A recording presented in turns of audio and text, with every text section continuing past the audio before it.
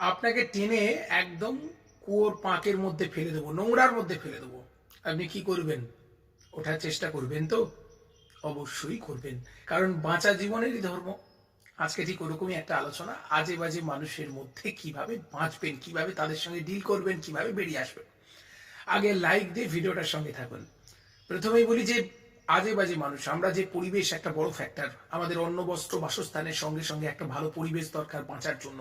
আর সেই পরিবেশ যখন বিষাক্ত, চারপাশের মানুষগুলো যখন খারাপ, তখন আমাদের একটু ছদ্মবেশ নিতে হবে। ছদ্মবেশ, হাজি হাজি কাটতে রাখবো, बैठो আপনি ধাম পার, মুখে হ্যাঁ হ্যাঁ হ্যাঁ করুন, কিন্তু কাজ ঠিক করুন, মনটাকে ঠিক রাখুন। আমি অন্তরে ঠিক থাকবো, কিন্তু তাদের সঙ্গে তালে তাল দেবো, কারণ তর্ক করতে গেলে সবাই মিলে আপনাকে মেরে ফেলবে, অভিমন্যুর মতো আপনাকে থেঁতলে মেরে দেবে। তাহলে আপনাকে কায়দা করেই চলতে হবে, এখানে একটু বুদ্ধি খাটিয়ে চলতে হবে।